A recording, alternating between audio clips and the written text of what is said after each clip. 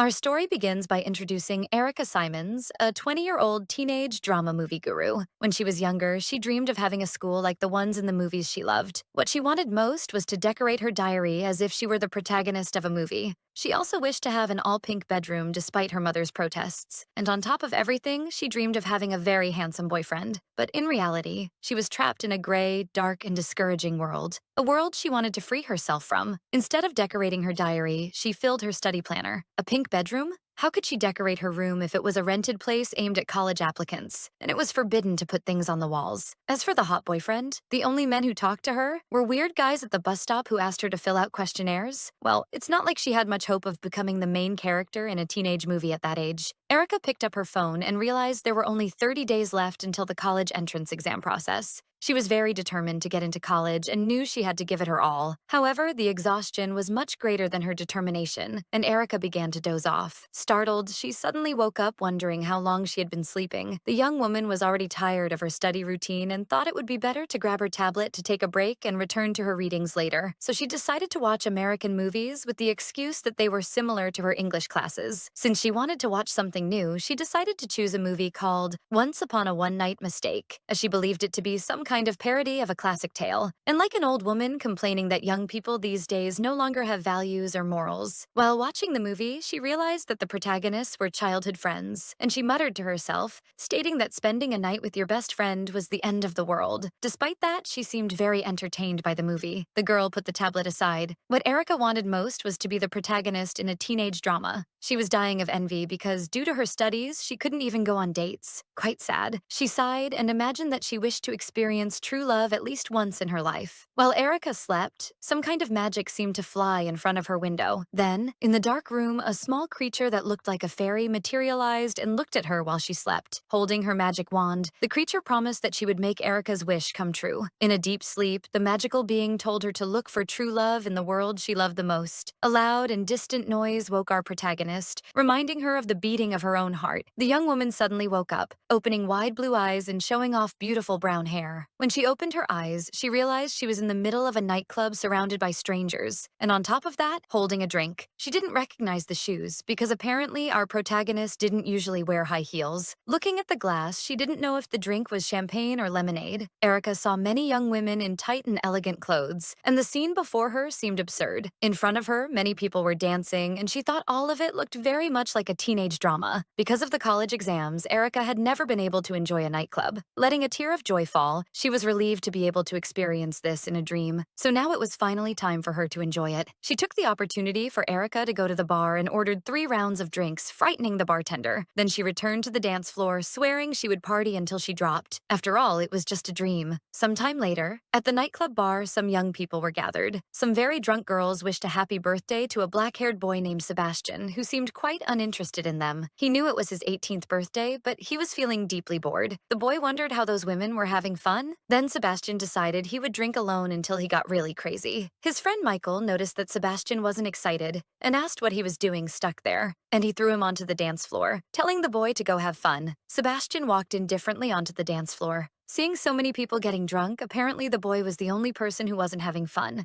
Suddenly, he noticed a different girl in the distance.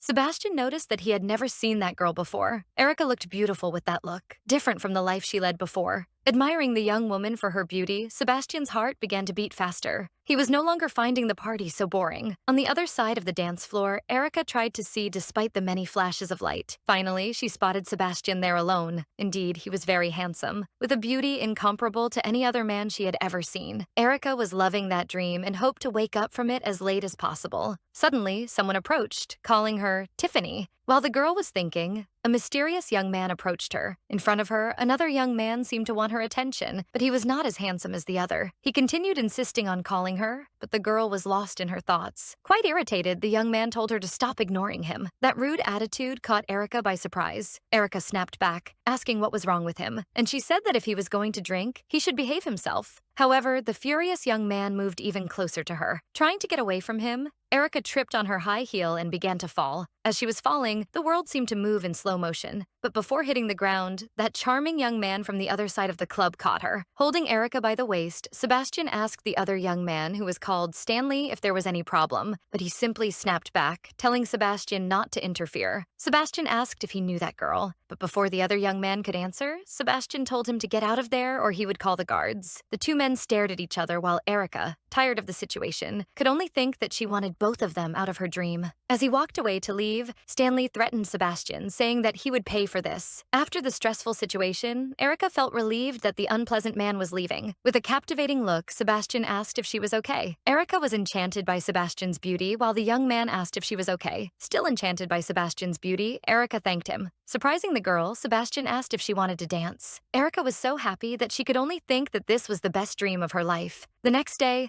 the morning was sunny with a beautiful blue sky. Clothes were scattered on a piece of furniture and on the floor. When she woke up, Erica sat up, complaining that her head felt heavy. As she rubbed her eyes, she noticed something that caught her attention. Beside her, there was a male hand, and also a male foot. Erica was confused by the scene. Beside her on the bed was that handsome young man from the night before, Sebastian. She was astonished to see someone so handsome sleeping. She tried to recover memories of the previous night, from the drinking to the moment when she almost fell and he caught her. Still wrapped in the sheet, Erica finally realized that this was not a dream. Erica got out of bed, still in shock, and began to think she might have gone crazy. A little nervous, she observed the surroundings. Apparently, she had slept with Sebastian. Denying that this could have happened, she stepped away from the bed, covering herself with a sheet. As she moved away, Erica stepped on something. She picked up the package and discovered that it was a condom wrapper. In panic, the girl wondered if the previous night had been her first sexual experience. And how could that have happened if she had never even held hands with a man? What an unlikely situation. Stopping in front of a mirror, the protagonist analyzed her own face with strangeness. It was a strange face, yet somewhat familiar. Erica also felt that the situation was not unfamiliar to her. A party and a night of love. A party and a night of love? Erica couldn't believe it. She had entered a teenage drama. The elevator arrived. The doors opened and Erica entered the elevator, clearly annoyed. She ran through the hotel lobby, thinking only about leaving that place. While running, she accidentally bumped into a young man. Our protagonist looked at him in surprise. He looked at Erica with enchantment. Apologizing for the incident, the young man asked if she was okay. The girl noticed that her dress was soaked with coffee. Erica replied that she was fine and asked him to leave her alone. Internally, the girl thought that her day was already complicated enough. The young man insisted, saying that she was not fine. He noticed that Erica's dress belonged to a brand called Colton Couture, finding it unacceptable to have ruined the girl's dress. Erica wondered if he was worried about the dress or about her. The young man raised his hand, suggesting that he was going to touch her. Startled, the girl began to wonder how he dared to do that. Erica raised her right arm to stop the young man's hand. However, he only wanted to see if she wasn't burned. Holding the young woman by the arm, he offered to take Erica home so that she could change her clothes. The young man smiles at her and introduces himself as Jude. Erica starts to introduce herself to him,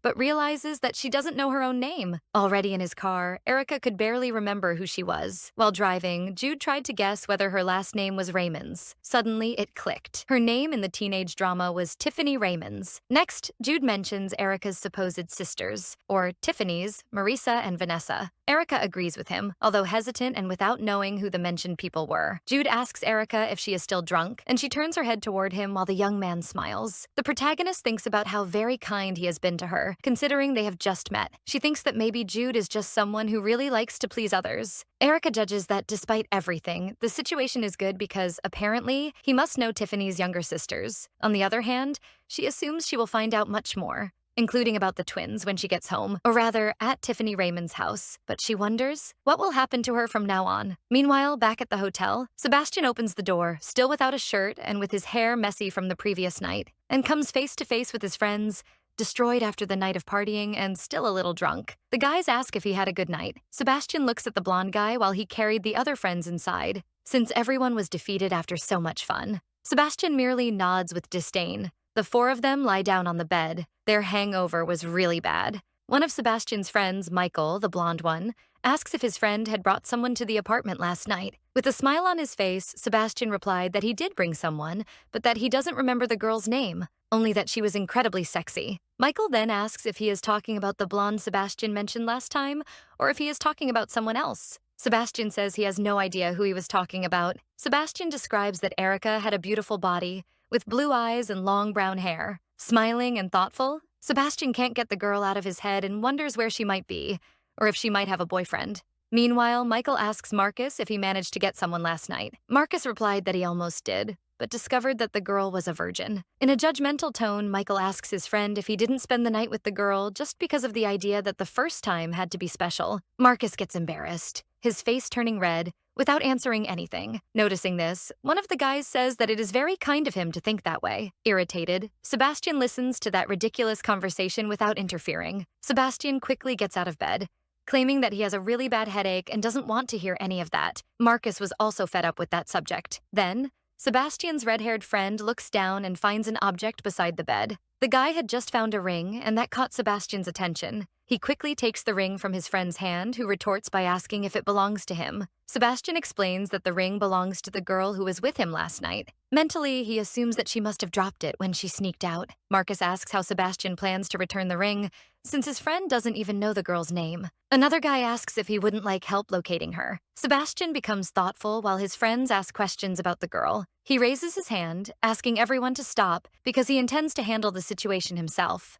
Next, Sebastian goes to the window and asks Marcus to get the guest list from the previous night's party, emphasizing that he shouldn't leave anyone out. Smiling with a certain malice, Sebastian says that he will find this girl, no matter the cost. A blue car suddenly braked. The vehicle stopped in front of a large white wooden house. Erica assumes that this must be her house, or rather, Tiffany's. She thanks him for the ride, and Jude asks if she is not going to get into trouble. Erica doesn't understand his question. Jude asks if her parents don't know that she didn't come home last night. Surprised, Erica asks Jude if that wasn't normal to do. Erica used to think that North American culture was more liberal than her own. Upon entering the house, Erica walks on tiptoe so as not to wake anyone. Erica can only think about how lucky she was that Jude warned her that if she were caught coming back from a party the next morning, she would be in trouble. Suddenly, Erica is surprised by a man standing on the steps of the living room staircase. She assumes he is Tiffany's father. He asks where she has been all this time. The twins appear in the living room, and Erica suspects they are the girls Jude mentioned in the car. The girls wink at Erica as a sign that they are trying to help her.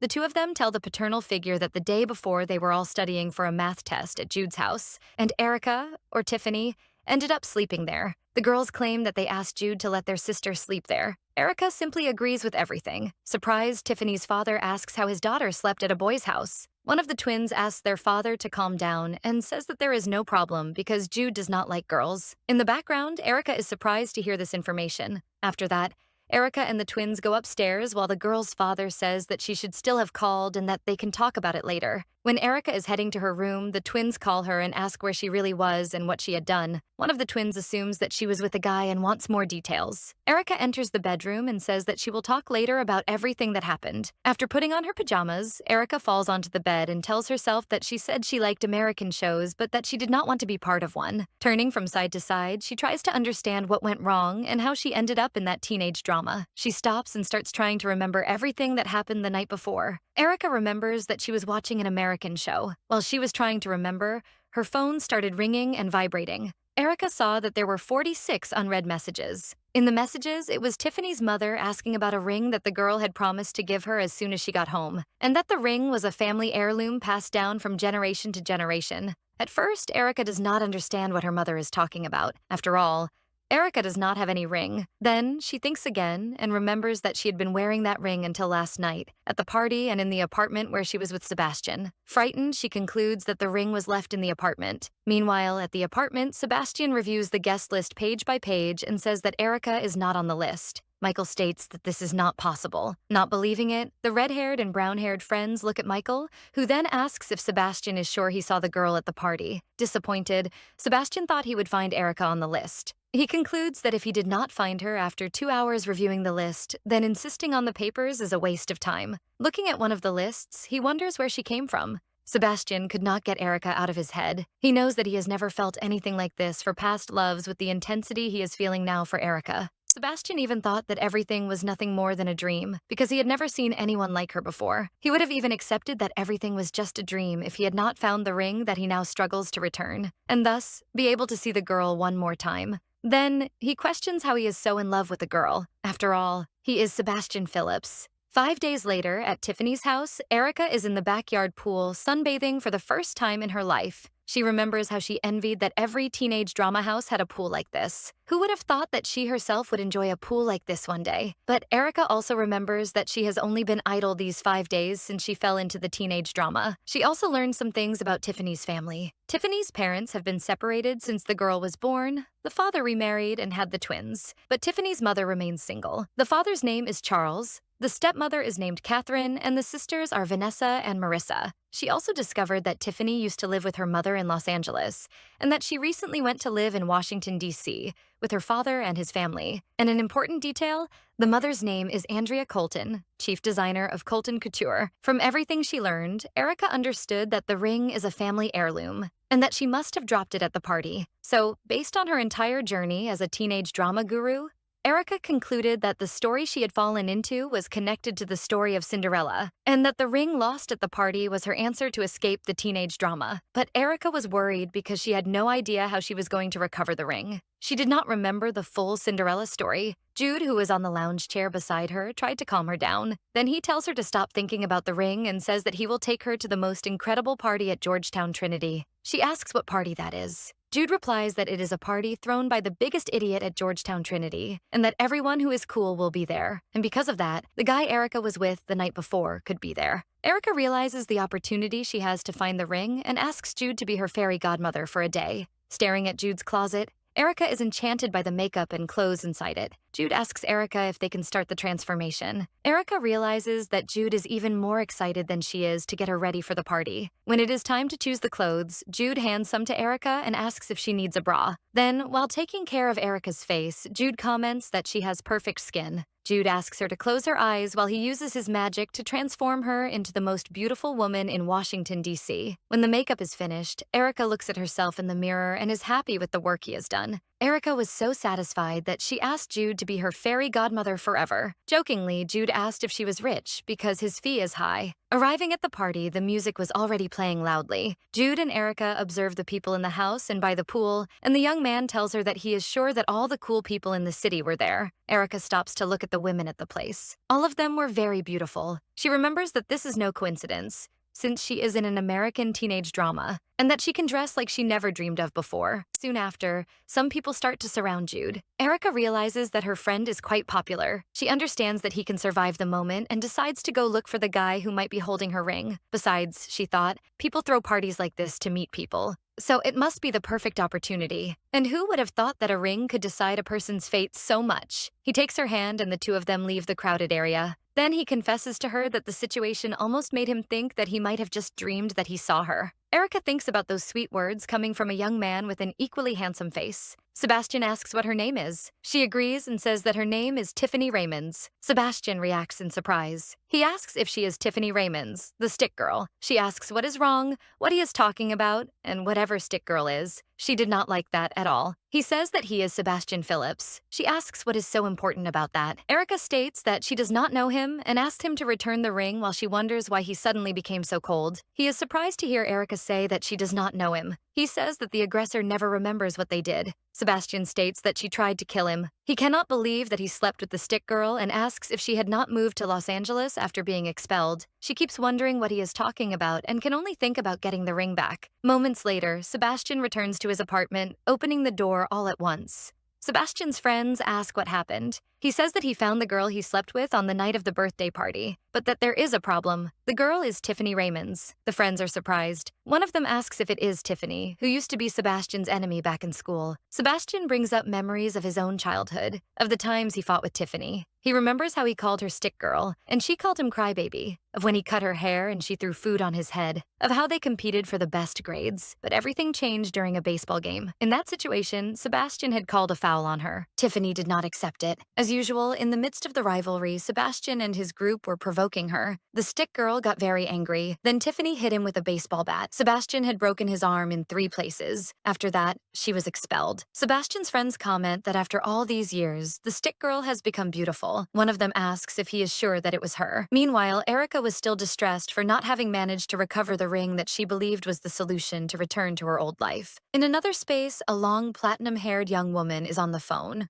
walking through the living room toward the glass door that gives access to a pool area. Sebastian answers and asks what the girl wants with him. She says that she misses him and asks if he misses her too. Sebastian replies that he misses the nights they spent together. The girl responds that maybe they will meet again because she is returning to Washington, D.C. Erica observes the large courtyard of an American high school and remembers that it is the kind of place she had only seen in American teenage shows. The twins are with Erica in the school courtyard, and one of them says that she missed school. The school campus was so vast that it would be easier to see it all by car. The students were wearing clothes more stylish than any real-world uniform. This was everything Erica had always dreamed of. Freedom. The world of teenage dramas that she had always fallen in love with since elementary school. But then she composed herself and remembered that her goal was to recover the lost ring. But with such a large campus, she thought, how would she ever run into Sebastian? Erica realizes that the twins have disappeared. She saw that one of the twins was walking with her friends and the other with her boyfriend, each one with a very well-defined identity, one a cheerleader diva and the other a nerd diva. The bell for the start of classes rings. Erica does not want to be late for the first day of class. She tries to enter the school, squeezing herself among the other students who are also entering.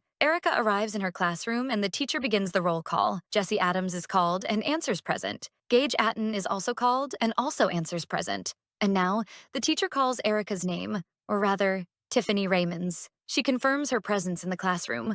Whispers begin. The people around start talking about her. Sweating, Tiffany starts to wonder why there are whispers. She hears two classmates in the back talking about her, about whether the rumors are true that Tiffany came back after being expelled, and they wonder if Sebastian knows about it. Erica turns to look at the girls and both pretend that nothing is happening. Next, another person enters the classroom and footsteps are heard. It was Sebastian. Erica is surprised to see that the boy's desk is right next to hers. Sebastian notices that Erica is beside him and complains that of all people, she is his partner. She asks Sebastian if he thinks she is happy about that too. Soon after, she regrets it and rethinks her strategy. Erica wants to persuade him, not push him away. She tries to compliment Sebastian by saying that he looks handsome, like the actor Leonardo DiCaprio. The boy ignores her. Being ignored, Erica gets angry, thinking about how rude he was to her even though she was trying to be nice. The teacher tells the students that this year the partner system will be reinforced and that both projects will be done in groups. The educator states that the people sitting next to each other will be partners and therefore should make an effort to get along with one another.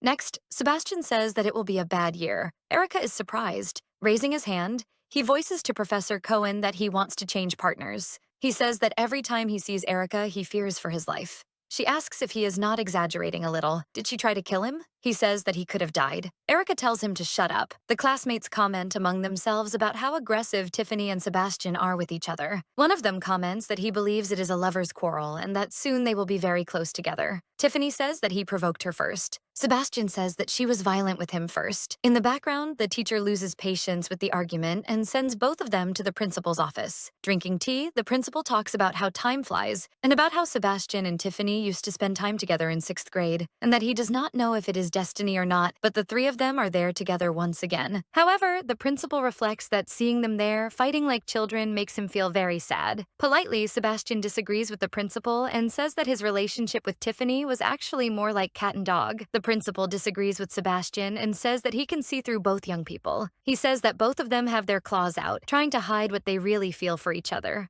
Dumbfounded, Erica and Sebastian look at each other, thinking that the principal simply does not understand what has always happened between the two of them. The principal says that he believes the two of them need some time to open up to each other. Sebastian disagrees and says that the principal misunderstood. The principal gives them a 3-day suspension so that the two of them have time to get to know each other better. Erica is disappointed to hear that. She had never gotten a suspension before. She starts to think that she is causing too many problems there. Next, in another room, someone throws 2 folders onto the desk and says that they are the assignments that Sebastian and Erica need to finish by the end of the day. The person says that they must write the sentence, "We will no longer fight with each other," 100 times. Leaving the room, the person says that they will come back to check on them and the progress of the assignments and tells them not to slack off. With the papers that need to be handwritten, Sebastian sighs, and Erica looks at him as if she does not know what to do. Breaking the silence, Erica says that she has something to say. She says that she lost the ring at the hotel where they both stayed, and that it is a family heirloom coming from her great-grandmother. Erica asks if he saw the ring. Sebastian turns his face away from her. Erica looks at Sebastian, hopeful. He turns his face away again, avoiding looking at her, and says that he did not see the ring. Erica is left speechless upon hearing no. He justifies it by saying that that morning both he and she were worn out from the party that happened the night before and that he does not remember much of that day. In a tone of indignation, Erica says that he remembers her perfectly, that he had no problem being gallant with her with his seductive looks, but that now he says he does not remember. He asks what look she is talking about, and when mentioning that fateful night at the party and later at the hotel, Sebastian tells Erica that they should both say that it never happened, because that way it would be better for both of them. The boy talks about his concern about people finding out about it and not even wanting to imagine what they would do with that information. Erica asks if he is out of his mind. And why would she tell anyone? Erica thinks about how he is driving her crazy, and about how stupid she feels for having been enchanted by his looks. Now she understands why Tiffany hit him with a baseball bat and supports the girl's decision, who happened to be herself in this teenage drama. Frustrated and banging on the desk, she keeps thinking about how she is going to find the ring now. With a malicious smile, Sebastian wonders if he should provoke her more. He realizes that he is enjoying her reactions more than he expected. The school bells ring. Erica stands up and asks Sebastian to hurry because she needs to arrange her lunch with Jude. Sebastian remains relaxed in his movements. Leaving the room where they were, he turns and says that Erica needs to learn to be patient, calling her stick girl. She tells him to stop calling her that because she considers it very immature. Noticing that Sebastian looks surprised and looks to the right, Erica asks what is wrong. In the distance, down the hallway, a group of girls is passing by, including a young woman with long blonde hair. She also had beautiful green eyes and wonderful skin. Looking at Sebastian, Erica asks who the long, platinum-haired girl is, and whether he fell into another instant crush so easily. Thoughtful, Sebastian stares into nothing for a few moments. He replies that the girl is his ex-girlfriend. Curious, but internally enjoying the moment, she asks if they broke up on bad terms. Looking at her with a look of disgust, Sebastian asks why he would tell Erica anything. Noticing movement to the right, she looks down the hallway. With an unfriendly expression, the platinum-haired girl was approaching. Erica tells Sebastian that the girl seems to want to talk to him. He is surprised. The platinum-haired girl approached, and with chills, Erica realizes that the girl is staring at her. On alert, Sebastian grabs Erica by the left wrist and tells the two of them to leave that area. From afar, the platinum-haired girl watches Sebastian and Erica leaving the place. She breathes and, squeezing her left hand, wonders what just happened. In the courtyard, Erica asks Sebastian why they were running. He replies that he simply did not want to talk to his ex-girlfriend. Surprised by the justification, Erica asks him if all that running to the courtyard was just because he was afraid to talk to his ex. The school bell rings. Sweating, he replies that he is hungry and might eat Mexican food for lunch. She closes her eyes and reflects on how Sebastian only ever does what he wants. The couple is in an area of the courtyard where the sun is scorching and there is a fruit-bearing tree. Nearby, they spot Sebastian's friends. Sebastian asks Michael, the blonde guy, if he had saved something to eat. Michael says yes and hands a lunchbox to Sebastian. Turning to the right, Michael looks and notices Erica's presence. His look is unfriendly. Then he goes back to talking to his friends. With a suspicious look, Erica asks what is wrong with Michael. She looks again and notices how Sebastian's group and Sebastian himself are all handsome and attractive, just like the members of the band F4. Almost a paradise for the eyes. But suddenly Jude appears, shouting her name and running to hug her. He says that he was waiting for her. She says that they both need to hurry to get something to eat. In the background, Michael starts talking to Sebastian and is surprised to hear that both he and Erica were suspended. Michael laughs, saying that he and Erica are always irritated with each other. Erica notices the conversation. Sebastian tells Michael to shut up, but the blonde guy continues and asks if he returned the ring to the girl. She freezes for a moment, nervous and sweating. Sebastian tells Michael not to bring the subject up. With a furious look, Erica appears behind the boy and asks what he just said. Confused, she says that he claimed not to know anything about the ring. The guy turns to her and confirms the information he gave. He asks what makes her think that everything is about her, and says that she is full of herself. She snaps back and tells him to look at himself, lying shamelessly. Erica asks if he doesn't remember that the two of them slept together. She says it loudly for anyone who wants to hear. Everyone around is shocked. He tells her to go to hell. Realizing that everyone around heard it,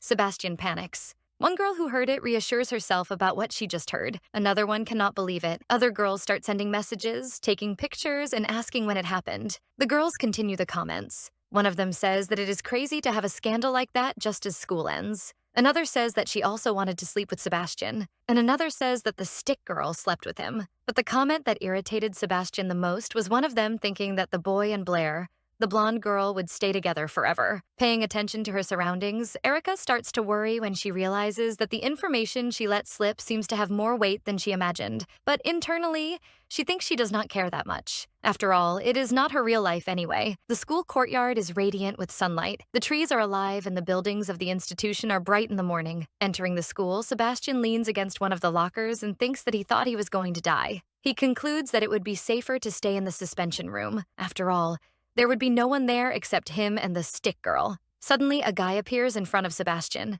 It was Stanley. Sebastian asks what the guy wants with him. Stanley asks if he really slept with Tiff. Sebastian asks who Stanley is talking about. Tiffy, Tiffany. Stanley gives these nickname and name to Sebastian. He says that the girl is his ex-girlfriend. In a flash of memories, Sebastian remembers the night when he protected Tiffany from a guy who was Stanley. So Tiffany is his ex? Now Sebastian understood why Stanley acted so furiously toward him on the night of the birthday party. With malicious thoughts, Sebastian smiles internally and realizes the power he has in his hands. Then he answers Stanley that yes, he slept with Tiffany that night. Upon hearing the confirmation, Stanley calls Sebastian despicable and tries to punch him. But Sebastian intercepts the guy's hand and asks what is wrong with him, since the two of them broke up. With his other hand moving towards Stanley, Sebastian prepares to say one more thing. Pinning the guy against the wall, Sebastian warns Stanley loud and clear never to touch him again. Walking away, Sebastian advises Stanley to stay away from Tiffany, since she is not his possession. Walking away and whistling, the boy now celebrates the fact that he has information he can use to provoke the stick girl. With a malicious smile, Stanley questions whether Sebastian dared to insult him. Back in the suspension room, Sebastian comments to Erica that he found out that she used to go out with Stanley Harrison. The boy adds that she really has bad taste in men. Erica tells him to drop it and asks why he even cares about that. She thinks that he is trying to start a fight. The girl wonders why, all of a sudden, he started talking about her ex. Looking through the classroom window, Erica sees the silhouette of a person. She realizes that the person is Stanley Harrison. After a phone call to her mother, she found out that Stanley is her ex-boyfriend who cheated on her with her best friend. And the reason she came back to school in Washington, D.C.? To stay away from the jerk. But she questions how now everyone is gathered at Georgetown Trinity High. How is that possible? In the end, she says she does not care, because either way she will go back to the real world. But back in the suspension room, Sebastian complains to Erica that she told everyone their secret. She snaps back, saying that she would have let it go if he had not pretended that he did not remember the ring. Grabbing the boy by the jacket, she orders him to return the ring. A little nervous, he says that he will think about it while she does the week's assignments for him. Erica cannot believe the answer she just received from the boy. While he coughed,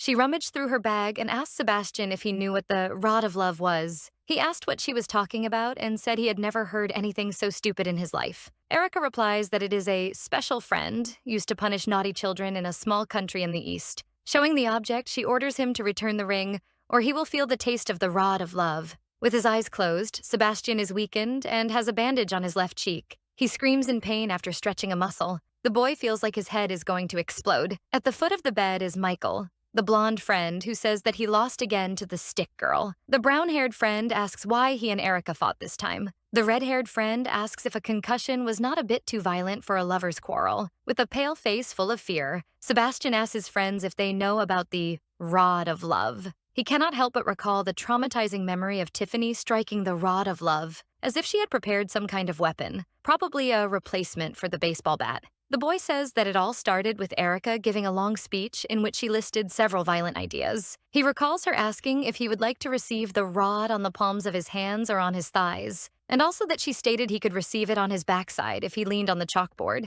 but she emphasized that the last alternative could be very embarrassing, so she chose to leave it out. He asked her if she liked those things and said that he was not ready for that yet. As Sebastian finished speaking, he staggered, felt a sharp pain, screamed, and remembered nothing else. The brown-haired friend called his attention and said that all of this happened because he did not return the ring to her, and in the end, it was deserved. He tells Sebastian to return the ring, and he refuses. The next day, when he arrives at school, everyone is shocked. One of the girls says that Sebastian's handsome face is injured. Another person asks if a truck hit him. When Erica walks across campus, a group of boys spots her and raises the possibility that she is responsible for Sebastian's injuries. Another student counters and says that they had a night of love, and someone agrees. Irritated, Erica wonders why everyone there is so interested in other people's lives, and that maybe everyone there also needs to experience the rod of love. As if school were not enough, she remembers how it was when she got home and ran into the twins. The sisters asked the girl how it was and how she made it happen. among 1,000 other questions. And when she met Jude, he told her to hang in there because that is what famous people do. When she arrives at the suspension room, she thinks about how much better she feels there. When she looks ahead, she sees Sebastian. Erica freezes. He is there, sitting with his face injured, looking at her.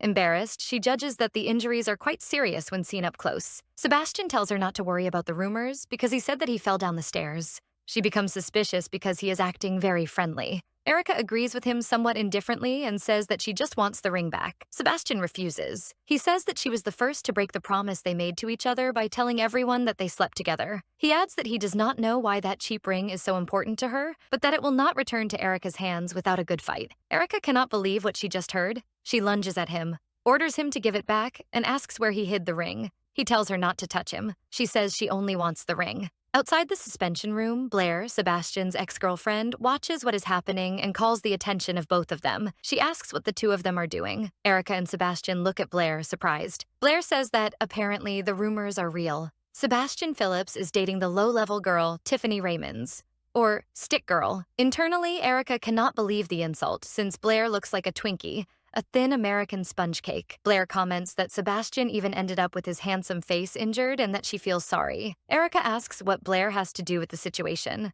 The stick girl says that only she and Sebastian are allowed in that classroom and suggests that Blair continue on the path she was taking. Trembling, Blair asks if Erica had just called Sebastian Seb. The platinum-haired girl promises to make sure that Erica never calls Sebastian that way again. Blair shouts that Erica cannot give her orders, and that the only reason she came back from Los Angeles to Washington, D.C. was to rescue Sebastian from there. The boy asks who said that she could do that. Blair laughs and tells Erica to watch out because the battle has begun. After saying what she wanted, the platinum-haired girl opens the door and leaves the room. There remained Sebastian, relieved that his ex-girlfriend had left, and Erica, furious about the things she was forced to hear. With his hand on his head, Sebastian says that he cannot stand Blair. Paying attention to what is happening, Erica asks Sebastian how he and Blair broke up and why she still calls him Seb. Erica asks the question, but internally she wished they had never broken up. The atmosphere was not the best in the suspension room, which was lit by the sunlight coming through the window. Sebastian says that he will tell how he and Blair broke up if Erica tells how she broke up with Stanley.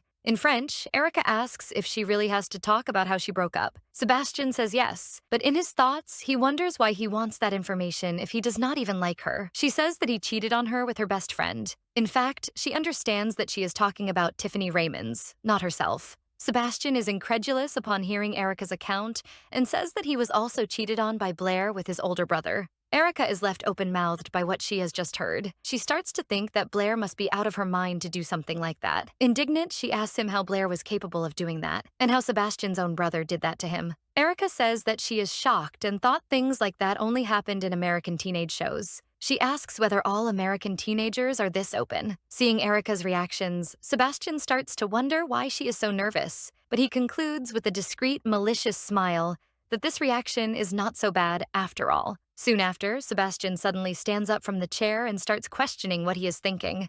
Seeing the boy stand up, Erica asks where he is going. He replies that he needs some fresh air and that the room feels very heavy. The boy asks Erica if she wants to take advantage and go for a drive with him. Erica immediately reacts to the idea of doing something outside school without permission. Excited, the girl asks Sebastian to hurry toward the car. With the key in hand, Sebastian opens the car. For a moment, Erica is so surprised that she widens her eyes and is left speechless. Sebastian asks what is wrong with her and tells her to get into the car. The girl stares at the vehicle in admiration and asks if the car is a 2022 Lamborghini Urus model. While saying that Erica needs a lot of attention, he opens the car door for her. She is happy to see that the boy is a gentleman. Then, with his hand on the steering wheel, Sebastian says that he knows a cool place. Through the streets of Washington, D.C., Erica and Sebastian were driving around in the red car.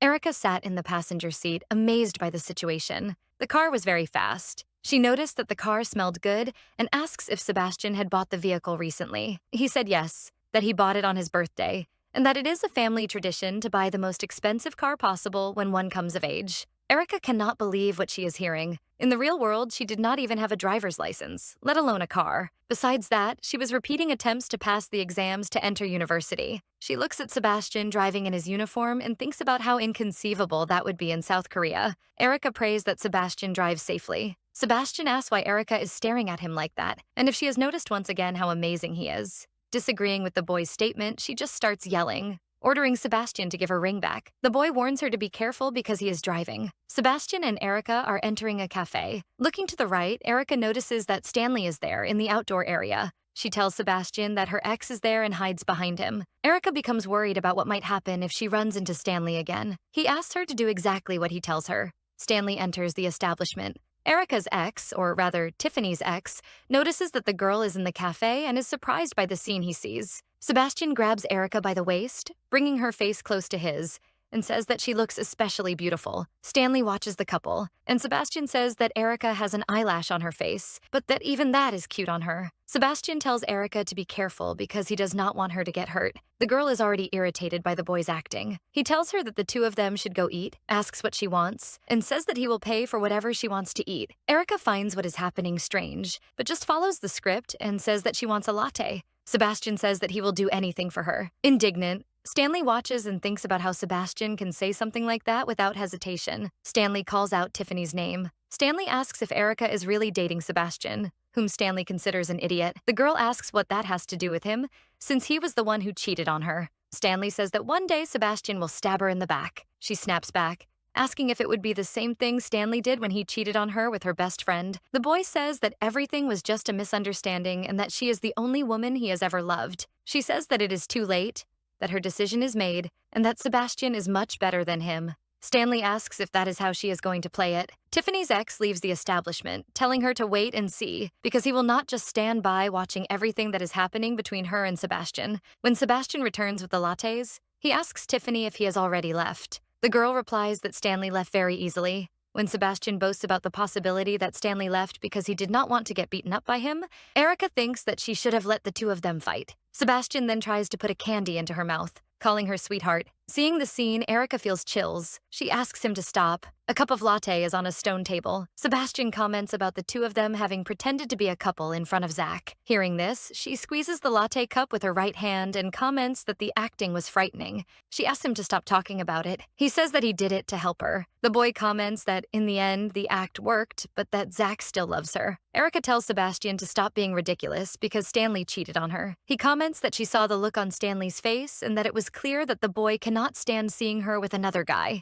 especially Sebastian. In the end, she says that it is true and wonders if Stanley really still wants her back. Erica comments that Blair seems to feel the same way about Sebastian. She also says that she does not understand why everyone is treating her that way. She asks if it is really so unacceptable for her to be dating Sebastian. Suddenly, Sebastian makes a face as if he has had an idea. Hitting the table, he says that that is exactly the answer. They should be a couple. Erica is so startled by what the boy says that she spits a little latte. Sebastian says that, actually, they are supposed to pretend to be a couple. The boy recalls the fact that Blair was never aware of the girls who went after Sebastian. So for Blair to be targeting Erica, or Tiffany, and threatening her, that must have affected the platinum-haired girl because she had never done that before. Sebastian adds that he does not understand his ex's attitude of treating Erica as a rival. Erica asks what he means by not understanding. She says that the plan will not work. Sebastian then thinks that for everything to work, his fake girlfriend has to be the stick girl, because any other girl would not have the same effect on Blair.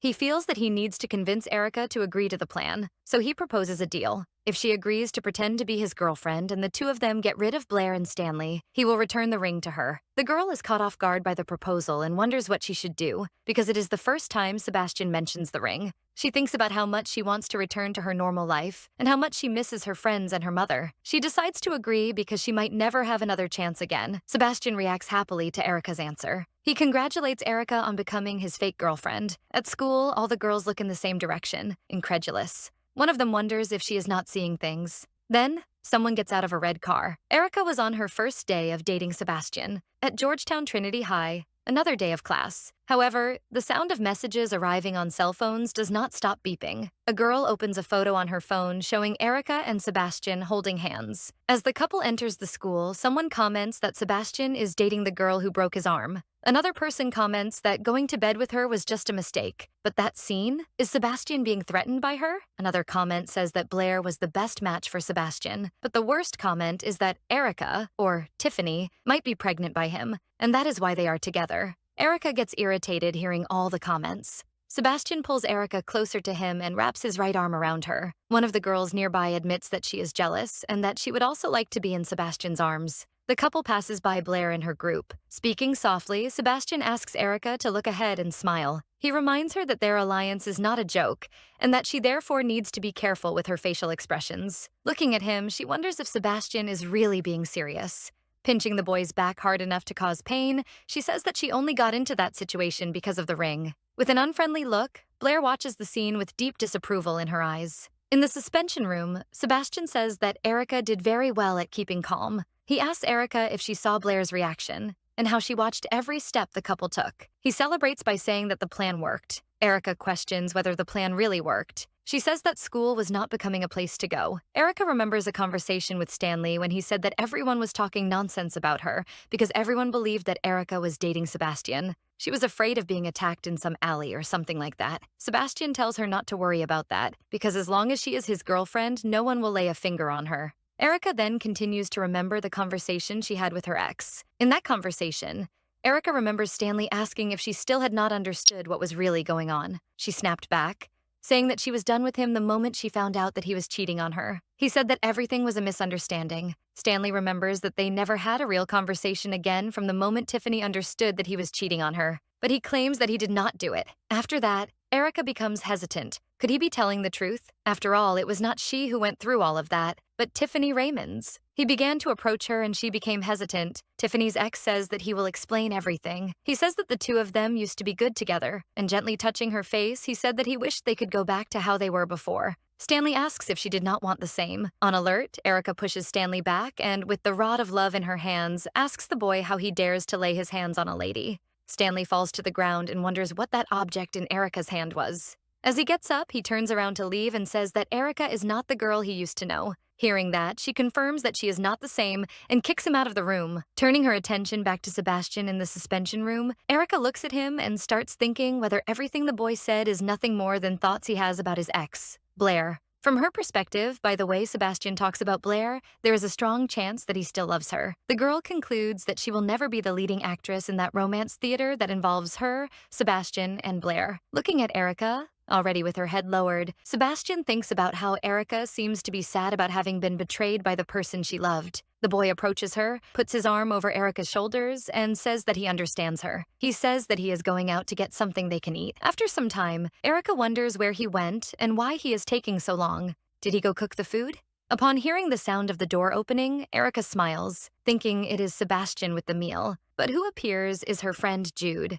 The boy says that he heard about Erica dating Sebastian and asked the girl why she did not tell him anything about it, and if he really needed to find out that she, his best friend, was dating his cousin through gossip. Erica is surprised by Jude's reaction and asks him to calm down. She apologizes and says that a lot has been going through her mind. He says that it is not a problem and that he is always on her side. He makes a gesture as if he is going to kiss her on the cheek, and she pulls away. Soon after, footsteps of someone entering the room are heard. Someone tells Jude to control himself. It was Sebastian, asking Jude if he had gone crazy trying to kiss Erica.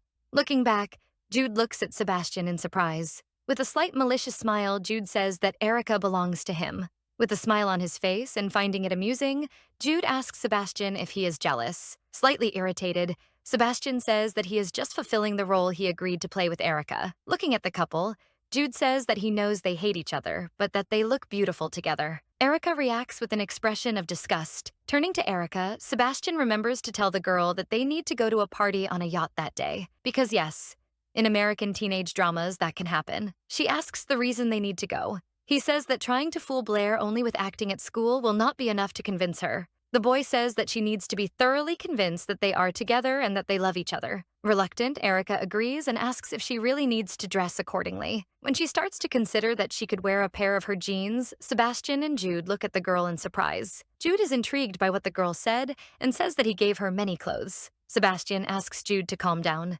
The boy says that the attire for a party does not consist of just wearing jeans, but that it is based on showing other people that you are an adult. Angry, Erica asks how Sebastian dares to treat her as if he were superior. Jude says not to worry because he will help her get ready for the party.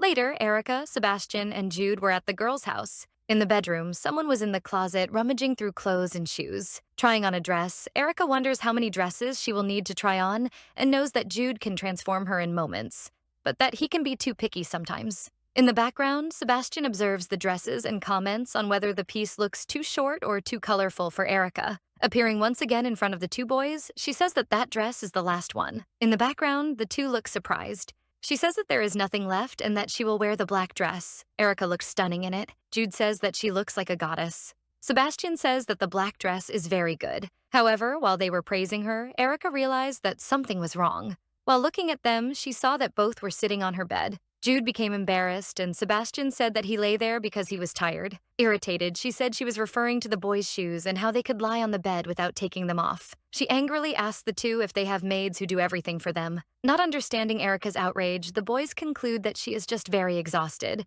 but they put their shod feet on the floor. At night, under a starry sky, the music had already started playing on the yacht illuminated by the party lights. From afar, Erica stared at the illuminated yacht.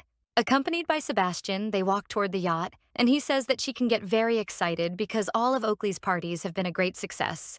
Erica asks how many parties exactly this guy named Oakley has already thrown and whether he was not just a high school student. Sebastian states that the party promoter graduated from the school a few years ago and that the yacht belongs to his father. Because of that, the boy tells Erica not to be surprised if she sees some college students at the event. After being warned by Sebastian, the couple enters the party, and she understands that it is no coincidence that the event gives off an air of maturity. Erica asks whether all those handsome young people would be falling for her, and whether all of them would notice her presence. Meanwhile, Sebastian sighs, not knowing what to answer. Looking at her, he thinks that Erica really looks very beautiful that day. Looking more closely, he realizes that Erica is not just beautiful, she is naturally beautiful. Then he turns his head to the opposite side and concludes that it is obvious that she looks beautiful since he and Jude helped her get ready. The starry night bathed the immense yacht lit by the party lights and the people talking. The sound of wine glasses clinking during toasts could be heard.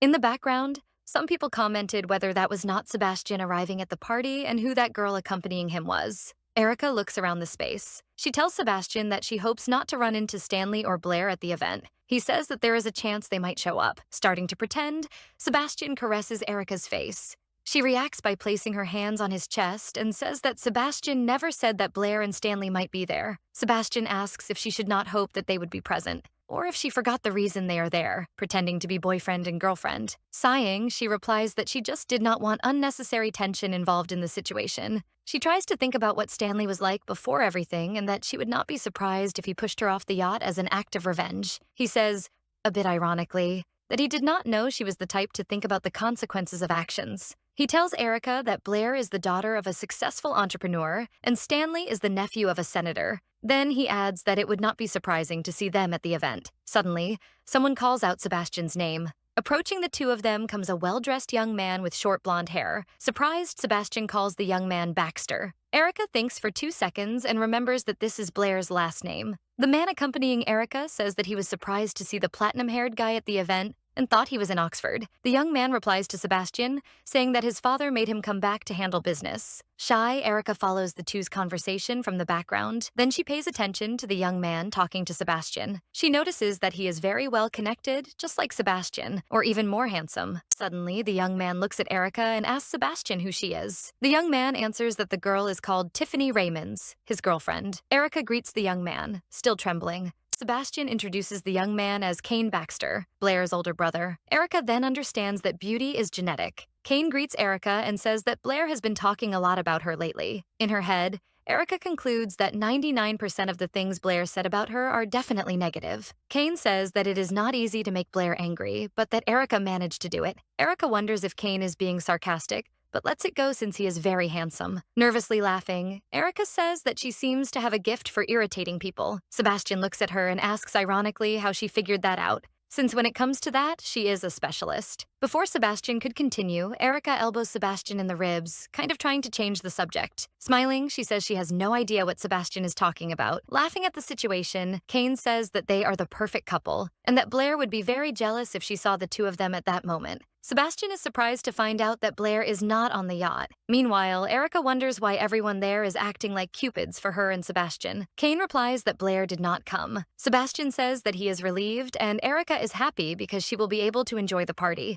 The party on the giant yacht continues. Erica feels nauseous. The The couple is now in another part of the vessel. Sebastian says that she should have told him about the nausea. She says that she did not know she got nauseous. He asks how she did not know. Erica stays quiet, but knows that the reason is the fact that she is in Tiffany Raymond's body, not her own. Then she asks the boy to stay quiet. Otherwise, she might end up vomiting on him. Nervous, Sebastian looks at Erica. The boy's hand is holding the girl's waist. Then he picks her up in his arms and asks her to hold on tight. With Erica in his arms, he quickly crosses the yacht's hull. The couple enters a cabin on the yacht, and Erica asks, exhausted and nauseous, if it is okay for them to stay there. Erica places her right hand on Stanley's chest and tells him to stay away from her, but she feels very weak because of the nausea. Stanley says that she is nauseous and that this always happens when she is on boats or similar things. He asks her if she remembers the day when Stanley's father took the two of them on a boat trip. Tiffany's ex asks if she does not want things to go back to how they were before. He comes closer and says that he loves Erica,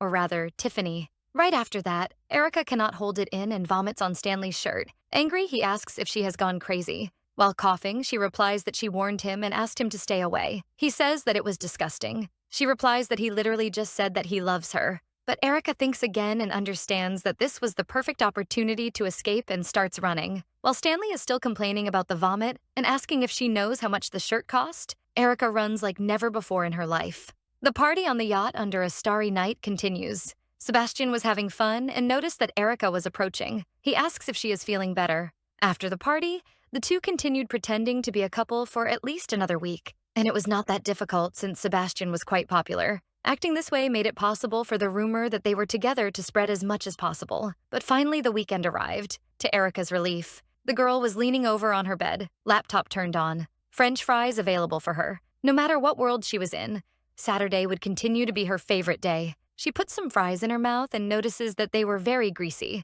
Erica was craving spicy food like kimchi or soybean paste soup with chili. Thoughtful, she wishes to go back home. However, something disrupts Erica's perfect Saturday. Sebastian calls her, and calling her stick girl, he says it is an emergency. She complains, saying that she is resting. He says that she needs to join him for a family dinner. She asks if he is officially introducing her to his parents. Sebastian says that it is just a dinner. He tells Erica that his family is a bit impatient and that his mother gave Blair the family ring only 3 days after he and the platinum-haired girl started dating. Sebastian adds that he has even been under pressure to get back together with his ex-girlfriend. He asks for her help and hangs up the phone. Irritated, she tells him to wait in vain. Erica leaves her room and heads toward the twins' room, and when she arrives there, she asks the two of them for help. One of them asks what happened, and the other says that she looks like trash from being so tired.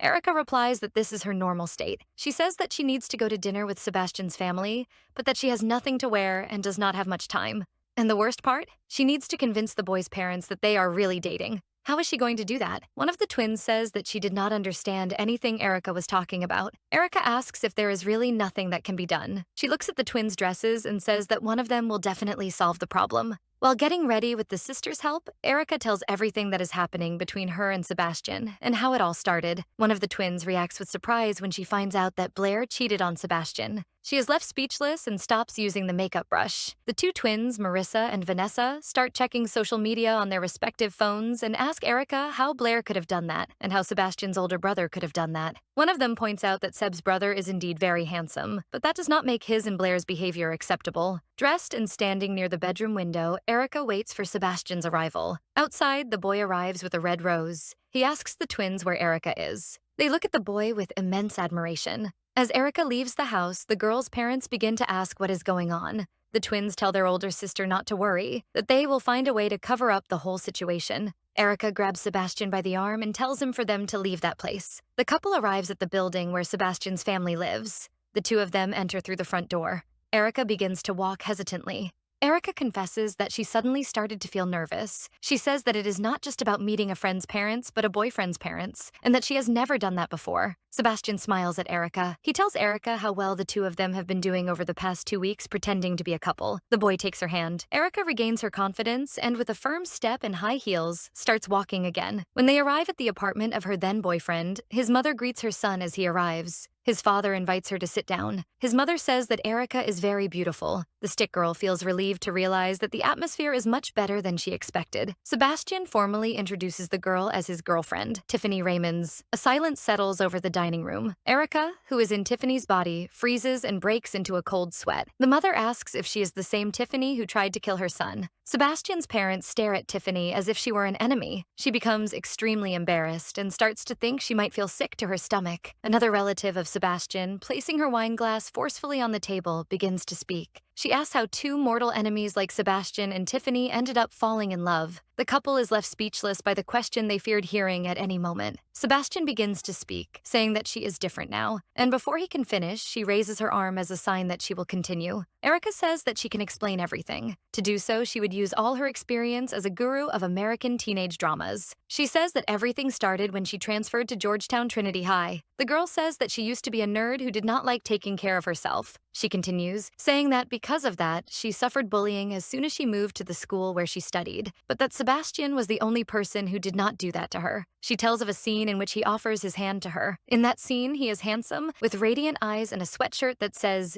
USA. He asked if she was okay. In the scene described by Erica, he asks why she is hiding her beautiful blue eyes behind the prescription glasses she is wearing at the time. Then, another scene shows Blair, from afar and hidden behind a wall, watching Sebastian talk to Erica and saying that she is cute when she smiles. From a distance, Blair Baxter saw everything, and that made Erica enter the list of people Blair did not like. Even the platinum-haired girl's friends could not believe that Sebastian had let himself be enchanted by the boring girl, which was how Blair's friends labeled Erica. From that moment on, Blair promised that Erica, or rather Tiffany, would pay for that moment when she caught Sebastian's attention. The Baxter girl had even convinced an American football player to throw mud on Tiffany, and when he was heading toward her, Sebastian intervened and prevented the worst. At the end of the story, he said that he wanted to protect her by staying by her side. In the story, after seeing the scene between Sebastian and Erica, Blair manipulated the boy and made Erica's, or rather Tiffany's, life a living hell. And that was how everything began and how their love grew, at least according to the story Erica told at the dinner table. When Sebastian's father was about to say something, Erica interrupts and says that she and Seb did not recognize each other at first, because obviously she was different from the sloppy person she used to be. She says that she is actually grateful that they did not meet earlier, because if they had, she would never have had the chance to see how incredible Sebastian was. Erica looks at the boy, asking if that was not how it happened. Then the boy takes her hand. He agrees and kisses the girl on the forehead. All of Sebastian's relatives present at the table are convinced, and think the moment between the two is beautiful. A door opens and someone says that the story is very interesting. Sebastian's older brother arrives and says that if he knows Sebastian well, he knows that his younger brother went all the way. Sebastian asks if he is jealous. Erica is surprised by what she heard from Sebastian's brother, since the parents of both boys are at the table. After connecting the dots, Erica is certain that the man is William, Sebastian's older brother, with whom Blair cheated on Seb. Looking at Erica with admiration, he asks Sebastian what the name of the beautiful lady is. The younger brother replies that he already knows, Tiffany Raymonds. William reacts with surprise upon hearing the girl's name. Then, trying to touch the girl's hand, he says that of course he remembers her, that she has become a very beautiful woman, and that he remembers when she was a sweet girl.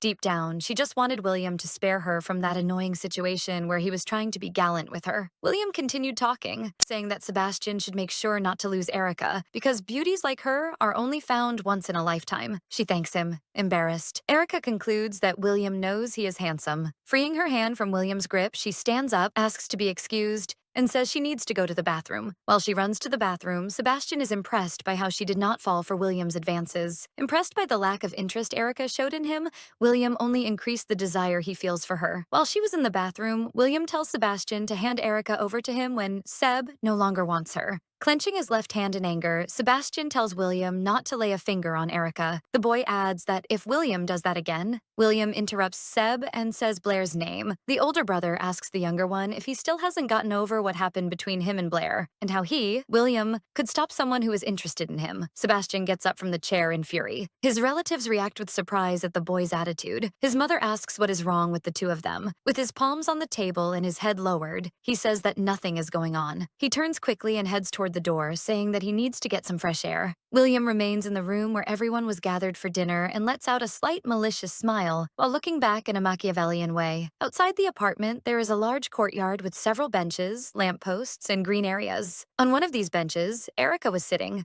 Sebastian approaches and asks her what she is doing there alone. Sitting down beside her, he confesses that he was worried that Erica might fall for William's flirting. She is surprised that he thought that could happen. Erica says that she would never fall for William's advances because she hates men like him. The girl says that Sebastian's older brother has the same pleasure in playing with people's emotions as Stanley does. Seb agrees with her immediately. He says that this time he will make sure that William never comes near her again in any way. She agrees with what the boy says and wonders why he suddenly became so serious. Changing the subject about William, she asks Sebastian what he thought of her performance. He says that he honestly was surprised and that she could go into acting. Seb says that she even blushed when she talked about how they supposedly met and asks if she practiced before coming there. Erica says that it is not difficult since he is a rather stiff kind of guy. Sebastian is surprised by what he hears and asks her to repeat it. What kind of guy does she think he is? He asks her to say again what kind of man he is. Sebastian asks this while looking deeply into her eyes. Not knowing what to say, she simply adds that the two of them together seemed very stiff. Both of them were embarrassed, with flushed cheeks. She fixes his hair. He stays still, watching. Seb asks to fix hers too, justifying that if they did not do that, his family might think they were doing strange things. She reacts as if she cannot believe what she just heard. The girl asks, almost stating it, that there would be no way they would do that. She cannot conceive that he said that. He says that he was just joking. Back in the dining room, decorated with chandeliers and radiant lighting, the couple enters, and Sebastian's relatives ask where they were. Erica apologizes and says that she went out to the courtyard to get some fresh air. Sebastian's mother says that it is all right and that she understands. At another moment, hugging Erica from behind, the boy says that the two of them will have a child and that he, Sebastian Phillips, will be a father. He adds that the two of them need to leave because Erica/Tiffany was not feeling well. The girl follows him, completely shocked by the situation she herself had just been placed in. In her head, Erica could only think about getting out of there, leaving everything, saying goodbye to that entire situation, because every limit of what she could endure had been crossed. At night, in the middle of the road, Erica screams Sebastian's name inside the car. She asks if he is completely out of his mind. Erica asks what he was thinking when he said that she was pregnant. She says that she had no idea he would go that far with the story and that Sebastian should have told his family the truth. Seb listens, without reacting, to his partner rambling. Then he retorts by saying that the fact that the two of them being together on that occasion as a couple was already a lie in itself. So what difference would it make to tell the truth about the fake pregnancy? She did not understand the point he was trying to make. He says that it is a great opportunity because his family accepted the two of them as a couple with open hearts because Sebastian lied that he will be the father of the child that Tiffany is actually not expecting. Erica asks him not to say things just because he truly does not care. The girl can only think about her parents' reaction. Or rather, Tiffany Raymond's parents' reaction, if they were to find out something like that. Then she asks where they are going. He says that they are going to Michael's house for a pajama party and asks if Erica does not remember that he mentioned this in the messages, even telling her to bring pajamas. She complains about having a party at a moment like that. Suddenly, her phone rings. It was Jude calling. Before she could finish saying, hello, Jude asks if she is pregnant. Jude says that the news has spread throughout the whole family. Erica says that she is not pregnant and that all of that was nothing more than an act so that everyone would think she and Sebastian are really together. On the other end of the line, Jude comments about the first day they met. Sebastian's cousin remembers that Erica mentioned having gone from the club straight to the hotel. Jude asks if she used a condom. Erica is surprised and starts answering hesitantly, saying that she probably did. While answering hesitantly, she remembers that that day her foot stepped on a condom wrapper that she later picked up with her hand. Happy to have remembered, she answers more confidently that, yes, she used protection on the day she went to the hotel after the club. Jude asks if she is sure the condom did not tear. She asks Jude if he is trying to drive her crazy. Sebastian admits that he is not sure whether the condom broke or not. Erica asks Sebastian if he is also trying to drive her crazy. On the phone, Jude asks the girl to calm down and asks Erica when her last period was. When she stops and thinks about it, she has not had any periods since she arrived in that teenage drama universe, and with everything that was happening, she did not even pay attention. Because of that, she answers Jude that she does not know when her last period was. Upon hearing this, Jude tells the girl that she is pregnant. She responds that she is not pregnant and asks if the whole world is going crazy. Erica asks Sebastian again if he really thinks she is pregnant. He says that he does not know, but if she really is, then they should have the baby. The girl cannot believe what she just heard. Sebastian starts projecting their future, saying that they might need a house with a garden and maybe adopt a dog. He also wonders what they should name the baby. Haley? Alex? Sighing, Erica opens the car door to get out, saying that it is obvious that the baby's father is incorrigible. Then Erica gives up on getting out when she realizes that she might become the mother of an American baby in a body that actually belongs to a character named Tiffany Raymond's. and she thought that this was a teenage drama, not a parody of the American show Modern Family. Still that night, the agitation did not stop. Cars were rushing through the streets. Still inside Sebastian's car, she stares out the passenger window while thinking about not being able to believe she is pregnant there, under those circumstances. She remembers how much she has already been through since she arrived there, and how she slept with Sebastian right after meeting him, and even pretended to be dating him. But being pregnant was already too much. The tragic life of the Korean girl who went from repeatedly failing college entrance exams to being pregnant at 17. She thinks she should have watched some harmless PG-13 drama and not something from the restricted area of the site. Maybe she would not be in the situation she is in now, she thinks. From the driver's seat, Sebastian sees Erica talking to herself and wonders if everything might be her fault, about her being where she is now. He concludes that she is out of her mind and that he needs to find a way to comfort Erica. Seb comments that maybe none of this would be happening if neither of them had returned to Washington, D.C. But while he was talking, the boy noticed that Erica started to cry. Crying, she asks Sebastian if he thinks she would like to be in that situation. Realizing that Erica begins to cry uncontrollably, the boy tries to calm her down. He watches her crying and sobbing and says that he did not want that to be the outcome. Erica voices her desire to eat tempura with tteokbokki, a kind of Korean rice cake, and to wear out her lungs singing in a karaoke bar. The car brakes abruptly. Sebastian gets out of the car, opens the passenger door, and calls Erica out of the car. The boy takes her hand. When she is completely out, he hugs her. Sebastian apologizes for everything and says that it was not his intention to hurt her. Erica was crying in Sebastian's arms. He says that he is not very good at comforting people. Then, realizing that she is crying in Sebastian's arms and that he hugged her suddenly, she thinks that they are too close to each other. He says that either way, he does not plan to run away from the whole situation. She asks what he is talking about. Seb says that no matter what decision Erica makes, he will take responsibility for everything. She agrees with what the boy says. Sebastian asks her to stop crying because he does not know what to do when she starts doing that. He brushes her hair away from her face. As he does so, he notices that Erica's makeup is completely smudged because of the tears. He is left speechless when he sees Erica's face stained with makeup. The boy offers his jacket to her. She says that she does not want it. Moments later, the couple arrives at Michael's house. Sebastian's blonde friend opens the door for the two of them and welcomes them. Michael notices that Erica's makeup is all smudged, and Sebastian does not know what to say. He steps back and asks her not to come closer because his pajamas were very expensive. The blonde boy goes up the stairs of the house while this happens. He says that he will feel better if he changes clothes. Erica enters the house dismissively in response to what Michael says. Meanwhile, the footsteps of another person can be heard. Erica comes face to face with Sebastian's red-haired friend, wearing white Crocs. His name is Jacob. He tells Erica and Sebastian that Marcus is on the way, and then turns to walk into another room of the house. Erica turns to Sebastian and asks if she is really welcome in that place, because she was feeling like she was not. Sebastian tries to turn the situation around, saying that his friends are usually like that. The boy says that, besides that, Erica still needs to get closer to Seb's friends. He adds that when he was dating Blair, the five of them used to go out together to many places, appearing in a pink sweat outfit. Michael says that now Erica can cry as much as she wants. The blonde boy says that now Blair can cry as much as she wants in his arms. He is shocked by how she ignores him. Sebastian asks Michael where he got those clothes. He says that they are his mother's. Outside, the sky is lit by the stars of the night, and everyone is inside Michael's house. To the sound of a door opening, Erica enters a room wearing her pajamas. The four boys are together in the bedroom. Michael is sitting on a small stool, and Sebastian, Jacob, and the brown-haired friend are on the bed. Looking at them,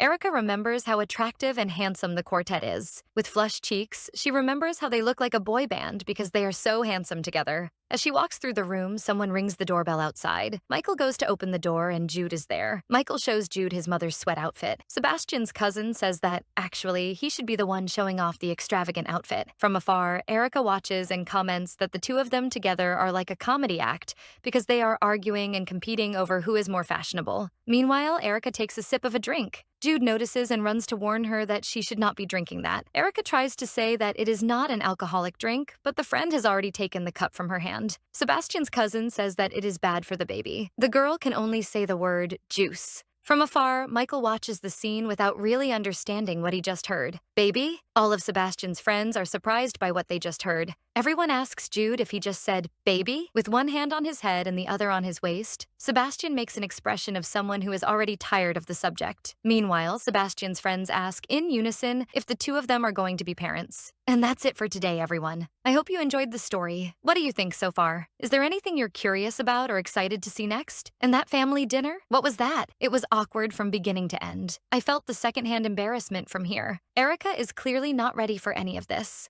You can feel her desperation in every scene. Team Erica or Team Sebastian? Who do you think is more in the wrong in this whole situation so far? Tell me more in the comments. The name of this story is Once Upon a One-Night Mistake, and our recap went up to chapter 14. And if you want more, don't forget to like the video and subscribe so you don't miss any new videos I post. Kisses, and see you next time!